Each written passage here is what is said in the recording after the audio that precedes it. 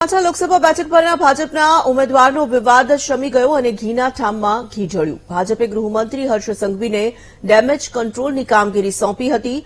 હિંમતનગર ખાતે સાબરકાંઠા અને અરવલ્લી જિલ્લાના નેતાઓ સાથે ગઈકાલે મીટીંગ કરી હતી, જેમાં દરેક નેતા ટિકિટના દાવેદારને સમજાવી લેતા મીટીંગના અંતે નેતાઓ હસતા મોઢે મીટીંગના સ્થળેથી બહાર આવતા જોવા મળ્યા હતા। હવે સાબરકાંઠાના ઉમેદવાર શોભનાબેન બારૈયા નહીં બદલાય તે સુનિશ્ચિત થઈ ગયું છે। ભાજપનો સંઘવીને મેદાને ઉતારવાનો દાવ સફળ થયો છે। 3 દિવસથી ચાલતો વિરોધ હવે ઠરી જશે અને દરેક કાર્યકર ઉમેદવારની જીત માટે કામ કરશે। મેં પહેલા પણ આપને વાત કરી છે, કોઈ પણ કાર્યકર્તાઓનો થોડો સમય આક્રોશ રહેતો હોય છે, પણ ભારતીય જનતા પાર્ટીના કાર્યકર્તાઓમાં મને સંપૂર્ણ વિશ્વાસ છે કે એ પાર્ટીની જે પણ સૂચના છે એ સૂચના મુજબ આગામી એ કામ કરવાના જ છે। આજે જે પણ લોકો કાર્યકર્તાઓ આવેલા હતા એ કાર્યકર્તાઓને ફક્ત ને ફક્ત આગામી ચૂંટણીમાં એ ખૂબ ઉત્સાહપૂર્વક કામ કરે એ માટેની સૂચનાઓ હતી અને એ માટેની ચર્ચાઓ કરવામાં આવી છે।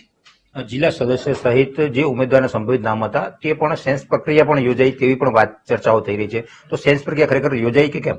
આજે એવા કોઈ સંભવિત ઉમેદવારની કોઈ ચર્ચા હતી જ નહીં। આજે તો ફક્ત ને ફક્ત જે ઉમેદવાર છે એ ઉમેદવારને જીતાડવા માટેની જ વાત હતી, બીજી કોઈ એવી કોઈ ચર્ચા અહીંયા કરવામાં આવી નથી। મારા ધ્યાન ઉપર એવું સ્પષ્ટ લાગ્યું મને બહાર આવ્યા પછી જે બીજા મિત્રો સાથે બી ચર્ચા થતી હોય એવી કોઈ ચર્ચાનો વિષય નથી કે ભાઈ ઉમેદવારો બદલી નાખવા કે ઉમેદવારને આ કરવું તે કરવું, અને ભારતીય જનતા પાર્ટી છે અને ભારતીય જનતા પાર્ટીનો તો વિષય માત્ર એક જ છે કે માનનીય વડાપ્રધાન નરેન્દ્રભાઈ મોદી સાહેબને જોઈને વોટર્સો મતદાન કરતા હોય છે, અને એમાં પણ આ ગુજરાતના વતની અમિતભાઈ શાહ સાહેબ હોય કે માનનીય વડાપ્રધાન નરેન્દ્રભાઈ મોદી સાહેબ હોય અને CR પાટીલ સાહેબની સંગઠનાત્મક તાકાત, અને એ તાકાત આ ત્રણેયના મિશ્રણથી, અને એમાંય અમારા CM સાહેબ ભૂપેન્દ્રભાઈ પટેલ સાહેબ એટલે એકદમ મૃદુ અને એકદમ સરળ સ્વભાવના, નાના છોકરા જોડે પણ એમ કહેવાય બાળક બનીને વાત કરે।